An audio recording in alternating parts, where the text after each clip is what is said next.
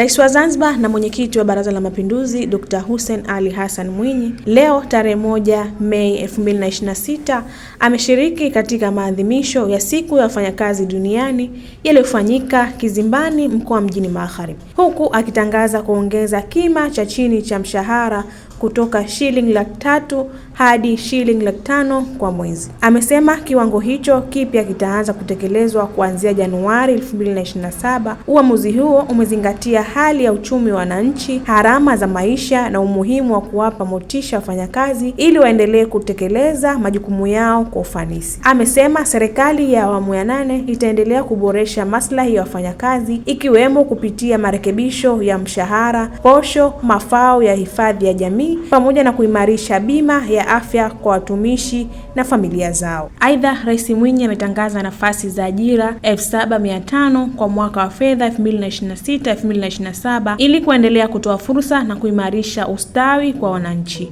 Serikali imeamua kuongeza kima cha chini cha mishahara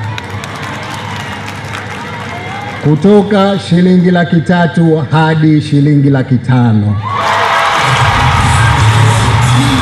Sasa utekelezaji wa uamuzi huu utaanza katika kota ya 3 ya mwaka mpya wa fedha. Ongezeko hili limezingatia hali ya uchumi wa nchi, gharama za maisha, pamoja na umuhimu wa kuwapa motisha wafanyakazi ili waendelee kutekeleza majukumu yao kwa bidii na uadilifu. Serikali itaendelea kufanya tathmini ya mara kwa mara ili kuhakikisha kuwa maslahi ya watumishi yanaendana na hali halisi ya uchumi na mahitaji ya wananchi.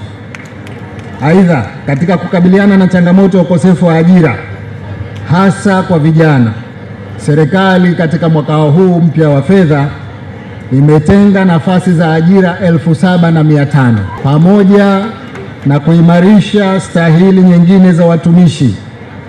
Kwa hivyo sio kima cha chini tu, kutakuwa kuna nyongeza za mishahara kwa ngazi zote kama zitakapotangazwa baadaye kwa mujibu ya miongozo ya utumishi wa umma.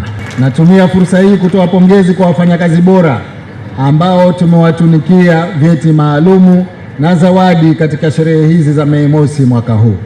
Hakika utaratibu huu unaongeza hamasa ya uwajibikaji na kuwapa ari wengine nao wajitahidi ili tuwazawadie katika miaka ijayo. Nawapongeza kwa kauli mbiu ya mwaka huu wa 2026 inayosema upatikanaji wa haki, maslahi na mazingira bora ya kazi ni msingi wa uwajibikaji, nidhamu na maadili ya wafanyakazi. Tuendelee kufanya kazi kwa bidii na uzalendo na tuendelee kujenga taifa lenye haki, usawa na maendeleo kwa maslahi ya mustakabali mwema wa nchi yetu. Nikutakieni nyote kila la kheri na maadhimisho mema ya sikukuu ya wafanyakazi duniani. Kwa upande wake, Waziri wa Kazi na Uwekezaji Zanzibar, Mheshimiwa Sharif Ali Sharif, amesema wizara mpaka sasa inaendelea kusimamia maslahi ya wafanyakazi, haki zao za msingi kama wafanyakazi. Sisi kama wizara tutaendelea kukuunga mkono na kufuata yale maelekezo ambayo unatupatia, na ndio matunda yake tumeona leo kama ambavyo yamesemwa. Kulikuwa na changamoto 25 ambazo tumeziletewa. Changamoto 24 zote zimepatiwa ufumbuzi. Zimebakia changamoto 4.